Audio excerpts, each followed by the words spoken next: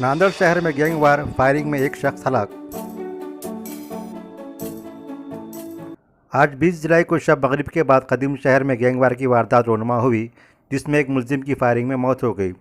Itwara police station के pi साहेबरा नरवारी ने तफसील बताते हुए कहा कि आज मंगल को शब तकरीबन 7:30 बजे गाड़ीपुरा को जाने वाली सड़क पर मस्जिद खाना के पास कार्नर पर मौजूद एक पान पट्टी पर पैरोल पर रिहा मुलजिम विक्की ठाकुर आया हुआ था।